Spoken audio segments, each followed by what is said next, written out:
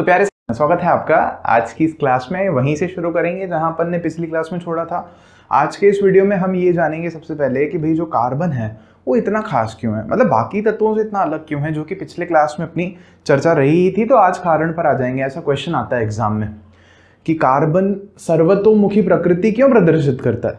सर्वतोमुखी का मतलब है हर जगह जाकर के ही हर किसी से जुड़ जाना, हर एक से दोस्ती कर लेना। कुछ ऐसे लोग होते हैं ना, तो वैसे ही।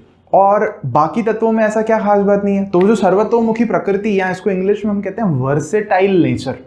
वर्सेटाइल मतलब देखो, आप अगर सिंगिंग शो देखते हो या डांस वाला कोई नाटक देखते हो तो उसमें जज होता है ना, उसको बोलते हैं कंटेस्टेंट को कि यार आप वर्सेटाइल नहीं हो। वर्सेटाइल का क्या मतलब है वहां पर कि आप अलग अलग तरह का डांस नहीं कर पा रहे, या आप अलग अलग तरह के गाने जैसे कोई प्यार मोहब्बत वाले या कोई ढिंचक ढिंचक वाले नहीं गा पा रहे हो। तो यहाँ पर भी वैसे ही है कि कार्बन जो है ना वो वर्सेटाइल है ना, हर तरह का जाके बॉन्ड बना लेता है, हर किसी से जाके जुड़ जाता है, बहुत सारी दोस्ती कर लेता है। लेकिन बाकी तत्व ऐसा नहीं करते।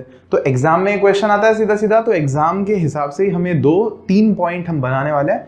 2 पॉइंट ये हैं, फिर 1 पॉइंट आगे और देखेंगे। फिर उसके बाद हम लोग देखेंगे कि इस प्रकृति में कार्बन के ना एलोट्रोप्स मिलते हैं अपने को, अपर रूप जिनको हम लोग बोलते हैं। तो आज उस पोर्शन में मैं आपको ऐसी ऐसी 2 चीजें बताऊंगा, 2 बातें ऐसी बताऊंगा जो कोई नहीं बताता है।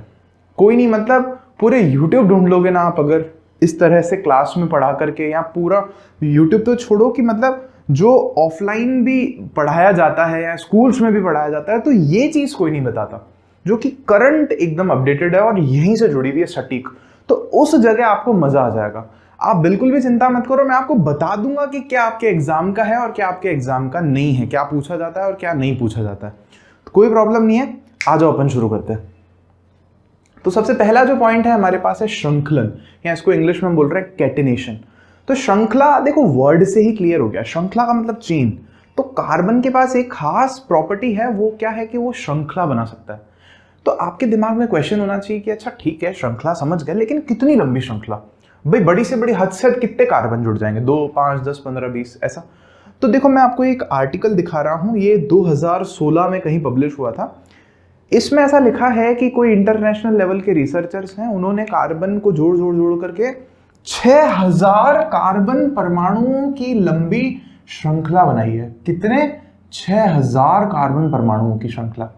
तो ये बहुत ज्यादा बड़ा नंबर है, आप सोच करके देखो। इससे पहले जो रिकॉर्ड था ना वो केवल और केवल 100 का ही था, 100 कार्बन परमाणुओं का। अब ये चीज है ना, मैंने आपको ध्यान है पिछले कुछ एक लेसन्स में बोली थी कि मैंने मतलब पिछले जो इस सीरीज के पार्ट्स थे उसमें कि आप देखना कि प्लास्टिक कैसे बनती है। तो वहां पर आपने ना एक वर्ड नोटिस किया होगा, पॉली।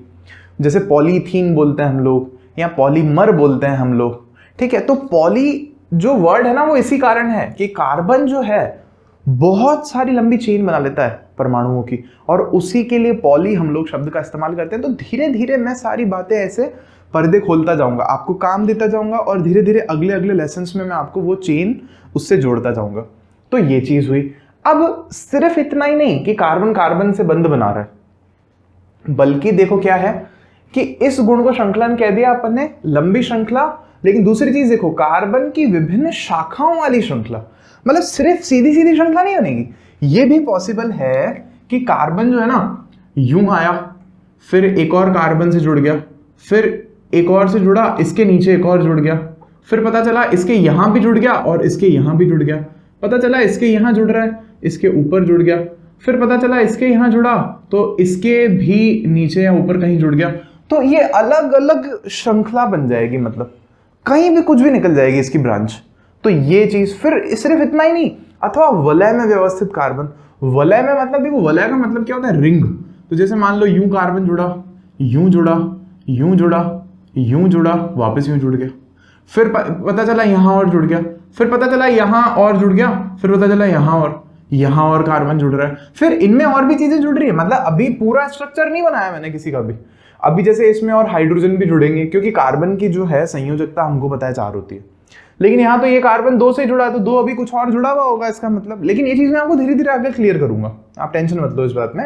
मैं बस आपको ये बता रहा हूँ कि कार्बन इस तरह से जुड़े हुए होते हैं और भी चीजें इसके साथ और जुड़ी हुई होती हैं। तो पहली प्रॉपर्टी क्या है हमारे पास में, श्रृंखलन। आप क्या लिखोगे सीधे सीधे, कार्बन के ही अन्य परमाणुओं के साथ जुड़कर लंबी लंबी श्रृंखलाएं बनाने का एक गुण है जिसे हम लोग श्रृंखलन का गुण कहते हैं। और इसके अंदर हम देखते हैं कि कौन सी है, विभिन्न शाखाओं वाली श्रृंखला भी देखने को मिलती है और वलय में व्यवस्थित भी हमें रिंग स्ट्रक्चर भी हमें देखने को मिलता है। दूसरा जो गुण है उस पर चलने से पहले यहीं पर एक और इंपॉर्टेंट पॉइंट है हमारा कि भाई यहीं से एक और चीज निकल के आई, सिर्फ कार्बन जो है ना सिंगल बॉन्ड से नहीं जुड़ता, ये एक और नई चीज। जैसे मान लो चेन तो बना ही रहा है, लेकिन हो सकता है कहीं पर है ना डबल बॉन्ड बना ले, फिर मान लो यहाँ भी कार्बन हो, यहाँ भी हो, यहाँ भी हो, या ऐसा भी होता है कि कहीं पर ट्रिपल बॉन्ड बना ले, फिर यहाँ कार्बन हो, फिर यहाँ कुछ और हो, फिर यहाँ हो कुछ और, इस तरह से। तो 1, 2 और 3 तीनों तरह के बंध बनाता है। आप बाकी तत्व सोच के देखो ना, सोडियम है, मैग्नीशियम है, इतनी सारी धातुएं हैं हमारे पास में, कितनों के पास होती है ये प्रॉपर्टी? सोचो आप, नहीं होती, किसी के पास भी नहीं होती है प्रॉपर्टी। कार्बन स्पेशल है, मतलब हमारे किताब में ऐसा लिखा है कि साइंटिस्ट लोगों ने नंबर लिखा है कि कार्बन है ना कितने यौगिक बनाए हैं, मतलब जैसे एक CH4 हो गया, एक CH कुछ हो गया, C2H6 हो गया, या C2H2 हो गया, या कुछ और CO2 हो गया, फला फला ढमका ढमका कितने, तो उनको नंबर मिला है 10 लाख से भी ज्यादा, 10 लाख से भी ज्यादा, मिलियन।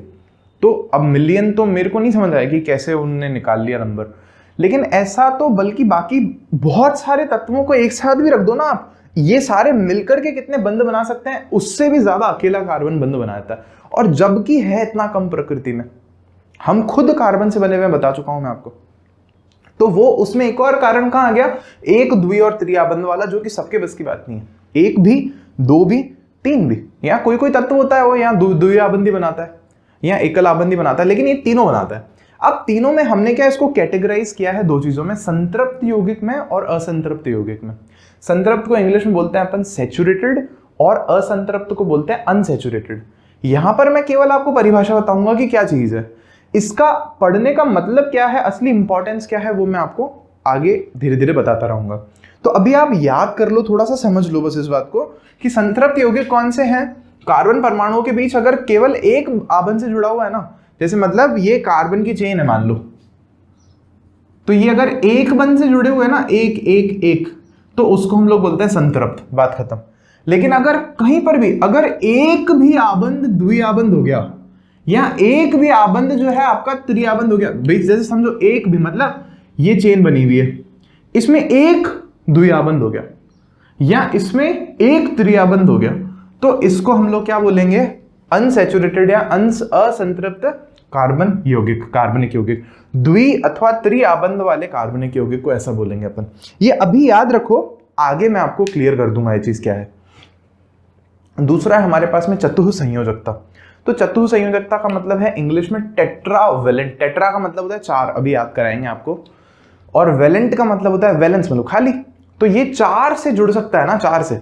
तो अब देखो यहां क्या है कि कार्बन की संयोजकता 4 होती है, अतः इसमें कार्बन के 4 अन्य परमाणुओं अथवा कुछ अन्य एक संयोजक तत्वों के परमाणुओं के साथ जुड़ने की क्षमता होती है। ऐसे समझो आप, चतुः संयोजक 4 है, तो अब ये चारों कार्बन से भी जुड़ जाएगा, या मान लो 2 कार्बन से जुड़ जाएगा, 3 से जुड़ जाएगा, या यहां पर क्या है कि कुछ अन्य जिनकी संयोजकता कैसी, तत्वों की एक संयोजकता वाले तत्व है, उनसे भी जुड़ सकता है, उन परमाणुओं से भी आबंध बना सकता है। तो इस प्रॉपर्टी को हम लोग बोलते हैं चतुः संयोजकता।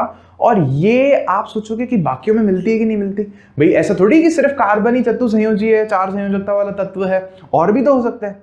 तो बिल्कुल आपका मैं तसल्ली देखिए, अभी आपको बताऊंगा कि बाकियों का क्या कारण है, ये लिखो आप, फिर बढ़ते हैं अपन आगे।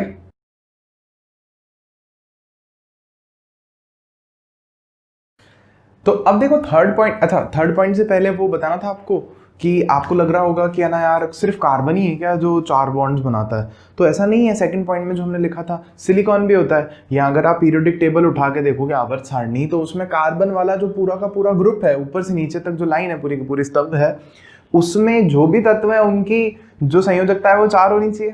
तो जस्ट जो कार्बन के नीचे ही है ना, सिलिकॉन जिसको अपन बोलते हैं, कितने नंबर पे आता है, 14 नंबर पे आता है सिलिकॉन। आप देख लो इलेक्ट्रॉनिक विन्यास उसका 2, 8 और 4 होगा, तो उसके भी बाहर वाले कोश में कितने, 4 इलेक्ट्रॉन है, तो फिर वो भी कार्बन जैसा होना चाहिए। लेकिन बात क्या है, अपनी किताब में ही लिखा हुआ है कि वो है ना बड़ा है तत्व, तो बड़ा होने से क्या होता है कि ना न्यूक्लियस तो उसका जो है नाभिक अंदर है, प्रोटॉन काफ़ी अंदर है, और जो सबसे बाहर वाले इलेक्ट्रॉन है ना वो थोड़े ज़्यादा दूर है तीसरे वाले ऑर्बिट में। तो ये जो पकड़ हो जाती है ना उनके बीच में, वो कमज़ोर पड़ जाती है, पकड़ बहुत कमज़ोर पड़ जाती है। तो क्या होता है कि बंद तो जाते हैं, 2 3 4 5 6 7 से ज़्यादा अगर जुड़ भी जाते हैं ना तो वो स्थिर नहीं रह पाती, उसकी जो चेन है सिलिकॉन की, वो अस्थायी हो जाता है तत्व और फिर वो टूट जाता है। मतलब अगर मान लो बन भी गया ना तो वो इतना अस्थायी है कि वो कुछ भी उसको अगर थोड़ा सा ज़्यादा रिएक्शन वाला मिलेगा ना जिससे वो स्थायी हो सकता है, स्थायित्व तो प्राप्त कर सकता है, उससे जाके जुड़ जाएगा फटाक से, तो वो स्थायी नहीं है। समझ में है आपको बात? तो यही हमारा तीसरा कारण है, क्या कि कार्बन के छोटे आकार के कारण, छोटा आकार है, इलेक्ट्रॉन के सहभागी युग्मों, मतलब जो इलेक्ट्रॉन शेयर हुए हैं कार्बन के बीच में, दूसरे कार्बन के बीच में, दूसरे और तीसरे के बीच में, या कार्बन के और किसी और तत्व के बीच में, जैसे कार्बन और हाइड्रोजन के बीच में, कार्बन और ऑक्सीजन के बीच में, जो भी इलेक्ट्रॉन शेयर हुआ है ना उनको अपन बोल रहे हैं सहभागी युग्मों को नाभिक मजबूती से पकड़े रहता है। कार्बन का जो नाभिक है पास में ही ना, ज्यादा दूर नहीं है, तो मजबूती से पकड़ करके रहता है और इसके कारण ये जो यौगिक हैं ये स्थायी रहते हैं। बात खत्म। तो ये 3 कारण मैंने आपको बताया कि क्यों कार्बन जो है अलग है, इसके जो गुणधर्म हैं, जो प्रॉपर्टीज हैं, वो इसको अलग बनाते हैं बाकी सारे तत्वों से। और अब हमारे पास एक येलो कलर का डब्बा बना रखा है किताब में और उसमें हमें बोला है कार्बन के अपर रूप। तो अपर रूप को हम लोग इंग्लिश में बोलते हैं एलोट्रोप्स। अब एलोट्रोप्स का जिस भी भाषा से लिया है मेरे को अभी याद नहीं आ रहा, उसमें मतलब ही यही होता है कि कोई भी तत्व हो उसके 2 या अधिक रूपों में मिले वो, मतलब तत्व एक ही है लेकिन उसी की बनी हुई 2 अलग अलग चीजें मिल रही हैं आपको। जैसे कि ना अपन कार्बन के सबसे ज्यादा अपने को एलोट्रोप मिलता है, तो कार्बन हीरा भी मिलता है अपने को, और देखा जाए तो कार्बन का ग्रेफाइट भी मिलता है अपने को, और ये फुलरिन, ग्रेफिन, ये क्या है ये मैं बताऊंगा आपको। तो हीरा पूरा किससे बना हुआ है? कार्बन से बना हुआ है, सही बात है। ग्रेफाइट जो अपनी पेंसिल है ना, पेंसिल की जो नोक है वो किससे बनी हुई है? ग्रेफाइट से बनी हुई है, और वो भी क्या है? कार्बन, पूरा का पूरा कार्बन है और कुछ है ही नहीं उसमें, सिर्फ कार्बन है। मतलब करोड़ों अरबों खरबों कार्बन है लेकिन सिर्फ कार्बन है और कुछ नहीं। लेकिन दोनों में कितना फर्क है, हीरे में और उसमें ग्रेफाइट में? बात करूंगा मैं भी, कितना फर्क है मैं बताऊंगा आपको। उसके अलावा जैसे मान लो ऑक्सीजन है हमारे पास में, तो ऑक्सीजन का अपन पढ़ते हैं ना O3 मिलता है, ओजोन, ओजोन लेयर की बात करते हैं अपन। तो जो ओजोन है वो क्या है? वो भी ऑक्सीजन का एक अपर रूप है। उसके अलावा कुछ एक आध और भी एग्जांपल्स हैं, आप अगर ढूंढ करके अगर लिखोगे कमेंट सेक्शन में या मुझ तक अपनी बात पहुंचाओगे तो मुझे खुशी होगी, मुझे लगेगा पढ़ रहे हैं यार बच्चे। तो मतलब क्या ढूंढोगे कि और किन किन तत्वों के जो हैं अपर रूप होते हैं? सबसे ज्यादा जो है कार्बन के होते हैं, और कार्बन बहुत इंपॉर्टेंट है इसीलिए इसके पढ़ रहे हैं अपन। तो कार्बन के हमें जो किताब में है ना 3 दे रखे हैं, हीरा दे रखा है, ग्रेफाइट दे रखा है और फुलरिन दे रखा है। 2 मैं आपके लिए गिफ्ट लाया हूं, और यही वो सबसे खास बात है। पहली, मैंने आपको बोला था 2 खास बातें, तो पहली खास बात ये है, ठीक है। और अब यहां से शुरू कर रहे हैं अपन। इन सब की पिक्चर्स भी मैं आपको साथ साथ दिखाते चलूंगा। हीरा आप सबको पता है क्या होता है, कोयले की खान वान से निकलता है, और ऐसा हम सदियों से सुनते आ रहे हैं, सदियों से मतलब बचपन से। तो हीरा, अब कार्बन का प्रत्येक परमाणु हीरे में क्या होता है? 4 अन्य कार्बन के परमाणुओं से जुड़ा हुआ होता है। जैसे मान लो ये मेरा हाथ है ना, तो ये जो है ना ऊपर का टखना, ये कार्बन है, तो ये एक कार्बन से जुड़ा हुआ है, फिर ये एक और कार्बन से जुड़ा हुआ है 2, फिर ये एक और से जुड़ा हुआ है 3, फिर मान लो ये ऊपर एक और से जुड़ा हुआ है 4, समझ गए?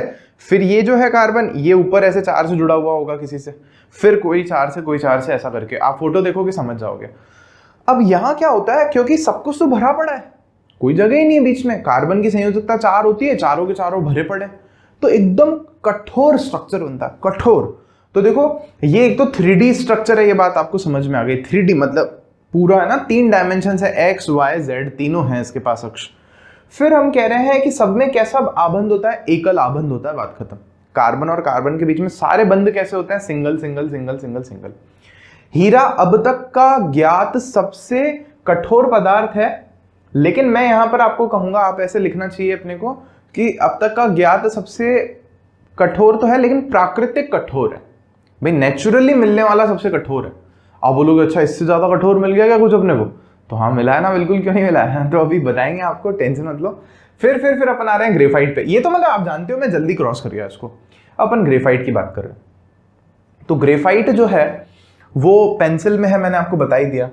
आप इसकी फोटो देख रहे हो तो आपको मतलब ऐसे दिख नहीं रहा होगा, लेकिन यहाँ पे क्या है कि मतलब फील नहीं हो रहा होगा, दिख तो रहा ही है कि प्रत्येक परमाणु का जो आबंधन है ना 3 कार्बन परमाणु से होता है। हर कार्बन परमाणु इसमें 3 से जुड़ा हुआ होता है, वहां 4 से जुड़ा हुआ होता है, यहाँ 3 से। तो आपके दिमाग में सवाल आएगा कि भाई 3 से जब जुड़ा हुआ होता है तो कार्बन की संयोजकता पूरी कैसे होती है भाई? 4 है ना संयोजकता, तो फिर 3 से जुड़ा हुआ है तो देखो उसमें टेंशन मत लो। एक आबंध जो होता है ना वो द्वि आबंध होता है, एक जगह डबल बॉन्ड और 2 जगह सिंगल बॉन्ड, तो 4 बंद हो गए उसके। अब वो कौन सा बंद होता है, क्या होता है, वो बड़ी कक्षाओं की बात है। पाई बंद या जो सिग्मा बंद है वो अभी बात नहीं करेंगे, पर कह रहे प्रत्येक परमाणु का आबंध 3 परमाणु से होता है। फिर कह रहे षटकोणीय व्यूह मिलता है। षटकोण समझते हो ना, हेक्सागन ऐसे और ऐसे ऊपर से बना हुआ, फोटो में दिख ही रहा है आपको साफ साफ, तो षटकोणीय है इसका स्ट्रक्चर। और ये कैसा होता है, चिकना तथा फिसलनशील होता है। ये बात समझो आप। चिकना मतलब कहने का मतलब क्या है, जैसे पेंसिल अपनी, तो पेंसिल पर अपन लिखते हैं ना, तो पेंसिल चिकनी है तभी तो आगे चली जाती है, थोड़ी पीछे छूट जाती है जो भी है नीचे पेंसिल का ग्रेफाइट का आगे का हिस्सा, फिर आगे खसक जाती है, चिकना है। और फिसलनशील है तभी वो छूट रहा है पीछे। चिकना भी है, मतलब आप पेंसिल को है ना लेकर बहुत सारी पेंसिल लगा लो हाथ पे, यूं करोगे तो एकदम स्लाइड करेगा, चिकना हो जाएगा वो। तो ये चीज कह रहा है। अब इंटरेस्टिंग बात पता है क्या है, हीरा जो है ना वो विद्युत का चालन नहीं कर सकता, विद्युत का अचालक है। लेकिन ग्रेफाइट जो है ना ये मस्त चालक है भाई, मस्त करंट चला देगा आपकी। और सिर्फ यही नहीं, हीट भी कर सकता है कंडक्ट, टेंशन लेनी। जैसे वो बचपन में क्या बोलते हैं अपन, पेंसिल नहीं लेते थे कि आप वो ऐसे करते हैं, आगे से भी छील लेते हैं पीछे से भी छील लेते हैं। तो वो अगर मान लो अपन प्लग में डाल दें, तार जोड़ देना उस पे बीच में इधर से इधर, तो करंट कंडक्ट हो जाएगी, उसमें से करंट चली जाएगी।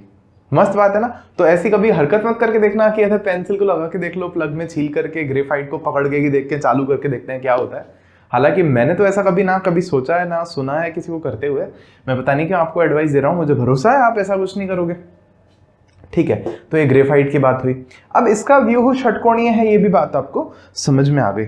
एक लेयर के ऊपर दूसरी के ऊपर तीसरी ऐसे जमी हुई हैं ये सारी की सारी परतें, और वो परतें एक दूसरे के ऊपर फिसलती रहती हैं। फिर बात आ रही है अपने पास में फुलरीन की। तो अब यहीं से मैं अपनी जो स्पेशल बात आपको एक बतानी है वो शुरू कर देता हूँ। देखो फुलरीन क्या है, फुलरीन जो है ना इसकी खोज हुई थी सन 1985 में, 1985। 3 शायद जनों ने की थी, मुझे नाम वाम याद नहीं है उनके। और उन्होंने ना यहीं से देखा जाए ना, यहाँ से और मतलब इसके थोड़ा पहले से एक साइंस की ब्रांच है जिसको अपन बोलते हैं नैनो टेक्नोलॉजी। आपने नाम जरूर सुना होगा, टाटा नैनो कार का तो नाम सुना ही होगा, लेकिन नैनो टेक्नोलॉजी एक साइंस की ब्रांच है जो अभी बहुत ज़्यादा स्पीड में जिसमें रिसर्चेस और डेवलपमेंट हो रहा है। तो उससे फ्यूचर मतलब भविष्य हमारा वही है एक तरह से मैं कहूँ तो शॉर्टकट में। तो वो जो नैनो टेक्नोलॉजी है ना वो कहीं ना कहीं यहीं से शुरू होती है, मतलब मुख्य रूप से है। तो इसके पहले भी नैनो टेक्नोलॉजी की बात हुई है, लेकिन यहाँ से मेन रूप से उसकी शुरुआत होती है। नैनो का मतलब क्या है, 10⁻⁹, मतलब बहुत छोटा, बहुत बहुत बहुत, मतलब नैनोमीटर में कहूँ तो यूँ मान लो 10-15 परमाणुओं की लंबाई जितना, इतना छोटा है। अब क्या कह रहे हैं कि जो फुलरीन है ना, उन साइंटिस्ट ने क्या किया, लैब में बनाया उसको, लैब में। तो लैब में इन्होंने C60 एटम जोड़ के, कार्बन के परमाणुओं को जोड़ करके बनाया, C60। और C60 कैसा है, फुटबॉल के जैसा है, ऐसे फुटबॉल के जैसा दिख ही रहा है आपको, फुटबॉल के जैसा है, व्यवस्थित कर दिया। और इसका नाम रखा फुलरीन। क्यों रखा फुलरीन नाम, क्योंकि है ना एक वहां पे अमेरिकी आर्किटेक्ट हैं जिनका नाम था बंकमिस्टर फुलर।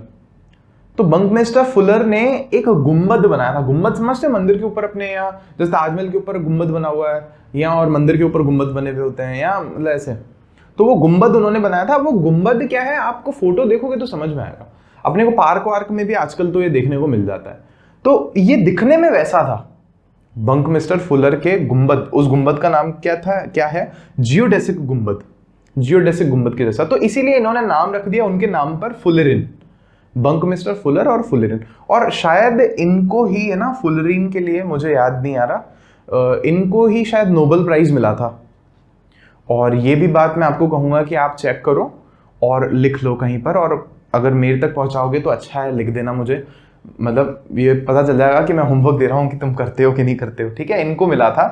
अब यहाँ से शुरुआत हुई है किसकी, नैनो टेक्नोलॉजी की।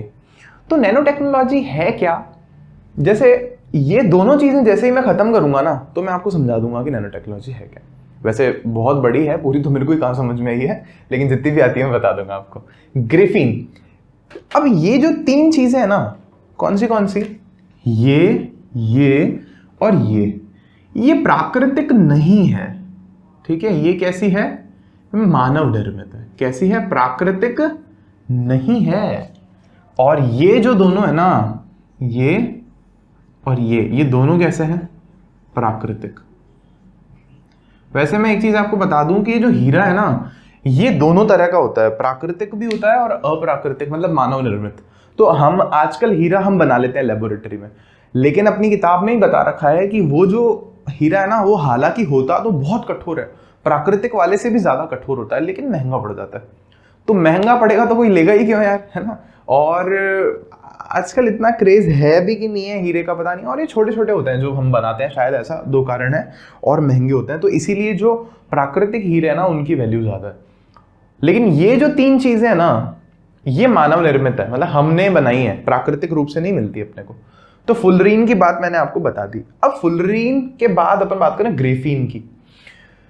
ये बहुत इंपॉर्टेंट है यार, मतलब मजा आ जाएगा इसको सुन करके। मैं आपको बोल रहा हूं कि आपके पास ग्रेफीन पड़ी है, आप मानोगे नहीं, आप मानोगे ही नहीं मेरी बात, पता है, लेकिन है आपके पास ग्रेफीन, और ये बात मैं साबित करूंगा। तो ग्रेफीन है क्या? आज तक का टेस्ट किया गया सबसे मजबूत पदार्थ। आज तक इससे कुछ मजबूत है ही नहीं, इसीलिए मैं आपको कह रहा था हीरे से भी कुछ मजबूत है क्या, तो हाँ है ग्रेफीन। छाती ठोक के कह के आ जाना, हाँ मतलब है यार, इसमें क्या ठीक है ग्रेफीन। फिर क्या है? ऊष्मा और विद्युत का मस्त चालन करता है। अब आप देखो कितनी गड़बड़ चल रही है, कार्बन कार्बन में झगड़ा लगा पड़ा है। ये भाई साहब हीरा चालन करता नहीं, ये थोड़ा ठीक ठाक ग्रेफाइट कुचालक थोड़ा हाँ चला देगा थोड़ा करंट, ऐसी जैसे तैसे। ये मस्त चला देता है, सुचालक क्या, कोई दिक्कत ही नहीं है, ऊष्मा चला देगा। और कैसा है? लगभग पारदर्शी। अगर मान लो इसकी एक पिक्चर ऐसे फिल्म बना के लगा दूं ना, यहाँ पे आर पार दिखेगा आपको उससे। फिर उसके बाद क्या है? कार्बन की एक परतीय षटकोणीय जाली से बना है। किससे बना है? परतीय षटकोणीय। मतलब ये आप फोटो देखो आपको समझ में आएगा, एक परतीय है। कैसा है? एक परत। मतलब ये असल में है क्या, मैं आपको बताता हूँ। ग्रेफाइट है ना, मैंने आपको बोला था ग्रेफाइट में अलग अलग किसकी लेयर बनी हुई है? कार्बन के आबंधों की लेयर बनी हुई है। तो आप क्या करो, ग्रेफाइट में से अगर हर एक लेयर को अलग अलग कर दो ना, तो उससे फिर आपको क्या मिल जाएगा? ग्रेफीन मिल जाएगा। बहुत सिंपल है। अच्छा सिंपल है, करके दिखाओ। हाँ ऐसा देखते हैं, चलो अभी इधर आओ ग्रेफीन की बात कर रहे हैं अपन। तो ग्रेफीन अब एक परतीय है और षटकोणीय, जाली जैसा है। मतलब जाली से बना नहीं बोलना चाहिए, जाली जैसा बना हुआ है। एक परतीय है, समझ गए आप। षटकोणीय क्यों है? क्योंकि ग्रेफाइट भी षटकोणीय है, देखा ही था अपन ने। तो ग्रेफीन भी षटकोणीय है, समझ में आ गया होगा आपको ये चीज। अब लास्ट चीज क्या है हमारे पास में? Carbon nanotube. तो कार्बन नैनोट्यूब जल्दी से बता के फिर मैं इंटरेस्टिंग चीज बताता हूं आपको कि बेलनाकार नैनो आकृति का, नैनो मतलब छोटा, समझ गए आप, 10⁻⁻�9 कैसा होता है? बेलन के जैसा होता है। मतलब अगर मैं आपको बताऊं यहाँ पे, चलो मैं बता दूंगा अभी।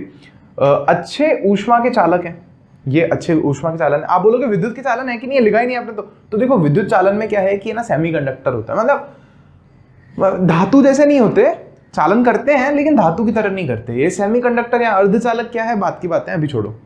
अब क्या है? तनाव झेलने की बेमिसाल क्षमता है इनमें। खतरनाक चीज है ये, खतरनाक। मतलब समझना कैसे?